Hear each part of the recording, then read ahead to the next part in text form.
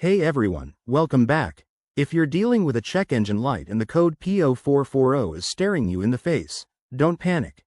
We're diving into everything you need to know about this common issue in today's vehicles, especially with the 2025 updates. This code is all about your car's evaporative emission control system, or evap for short.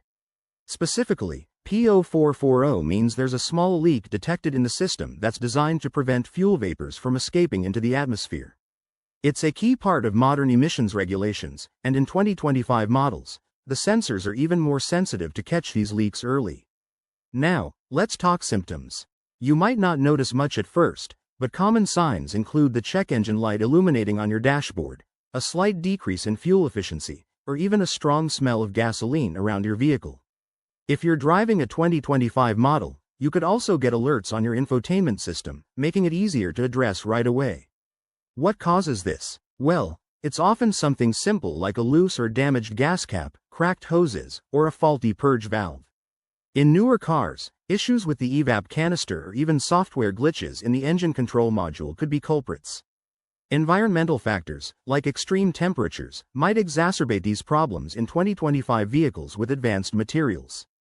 The good news is, solutions are usually straightforward.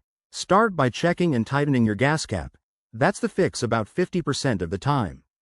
If that doesn't work, inspect the evap system hoses for cracks or leaks using a basic smoke test kit, which you can get online for under $50. Replace any damaged parts, like the purge valve, and if you're not comfortable, take it to a mechanic. For 2025 models, make sure your car's software is up to date, as manufacturers have released patches for false positives. Remember, ignoring P0440 could lead to failed emissions tests or more serious engine issues down the line. If you're handy, tackle it yourself to save money, but always prioritize safety. Thanks for watching, and if this helped, give it a thumbs up and subscribe for more car tips. Drive safe out there.